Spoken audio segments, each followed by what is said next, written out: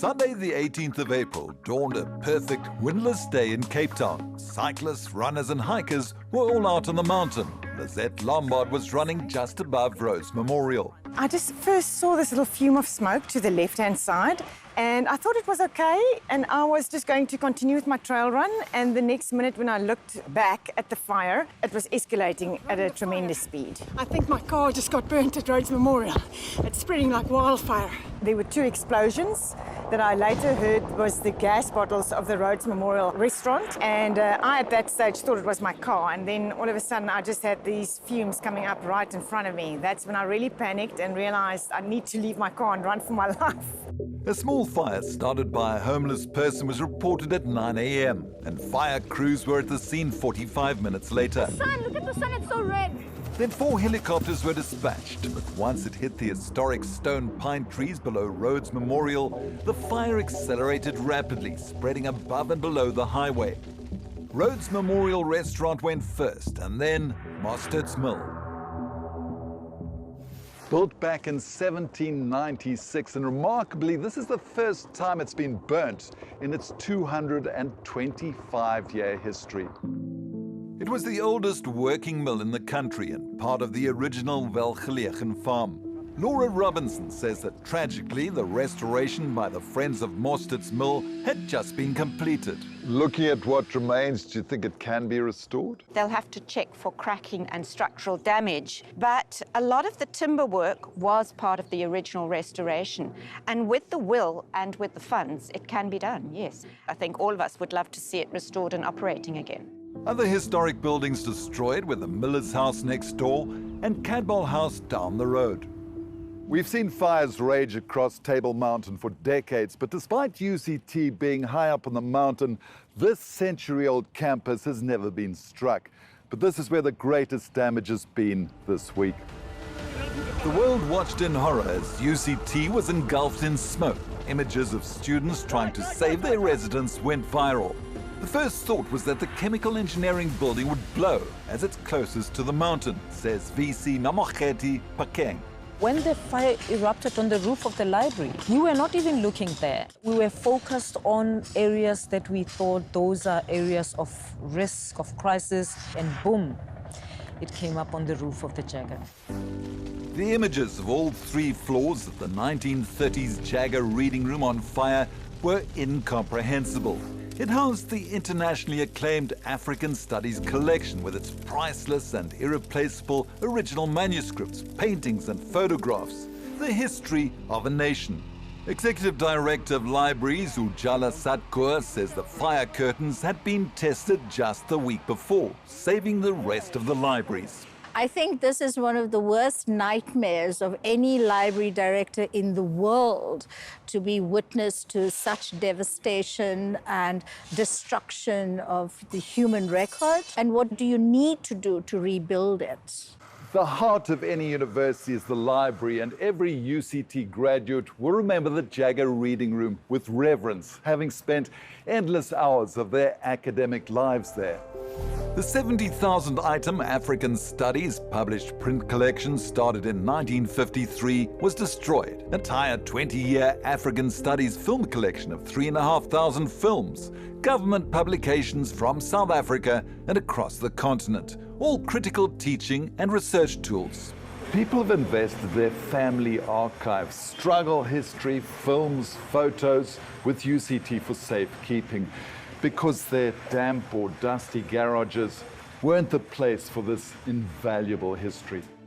For special collections and rare books, librarian Tanya Simons-Barban, who spent 37 years of her life here, it's unbearable. I feel I've lost part of my soul. They were my babies, you know. I loved them almost as much as I loved my family at home. She's the daughter of Jack Simons, struggle icon and academic who spent 25 years in exile with her mother, veteran trade unionist Ray Alexander. Both were prolific writers, and the Simons collection formed a critical part of apartheid history, alongside the Black Sash collection. For decades, dedicated librarians and archivists have been collecting material, cataloguing, recording them. Hard work. African Studies was a jewel in the crown, and considered so by researchers from all over the world. But it's also her family archive of letters written by them in exile. My experience of being banned, the birth of my 2 sons, all of that will have, could possibly have gone. So many have a special treasure or artifact housed on campus, and a young rabbi dodged the barricades to rescue the Holy Torah. We went through about 3 or 4 blockades. Disaster risk management was there, and we just knew we had to get there. Rabbi Nissen Goldman was relieved to find the Kaplan Center for Jewish Studies wasn't on fire. But running into thick smoke, he saved the Rachel Bloch Torah, brought from Israel in 1950. I got a call from the son of Rachel Bloch, whose Torah this belongs to, saying when he saw the picture, he just started crying. But other parts of campus were ablaze, like the roof of the H.W. Pearson building. It had been a horrendous 24 hours for Tony Verboom, head of biological sciences, who gained access for the first time that morning. This turret sits directly above the Bolus herbarium, which houses a globally important collection of plant specimens. Obviously, having a hole in the roof above the herbarium is a problem. Thankfully, the 350,000 specimen collection dating back to 1835 was intact, but they are preserved on paper and water was seeping out from under the cabinets. What is the Bolus herbarium all about? Okay, so a herbarium is basically it's a collection of dried plant specimens. Like a dictionary, we need to actually write these definitions down, except that when it comes to names of organisms, we need a specimen to attach that name to. Basically, this herbarium represents centuries of work. Yeah, and if you lose this herbarium, our entire nomenclature system is unhinged, which is a serious problem. But the Icy Wild unit and the Plant Conservation unit were destroyed, which housed the original slide collection and lifetime work of Professor Tim Hoffman. The good news was the pollen collection survived. But academics and students are in a state of shock. Early evacuation of the 3,500 students and their valiant efforts to extinguish the fire saved their lives. But everyone is in limbo. Academics are having to rethink their entire programs. Some of them were in the middle of their work. All of that stops. Some of them might have to rethink what they do for their master's or their PhD. They might have to look for other access to material elsewhere in the world.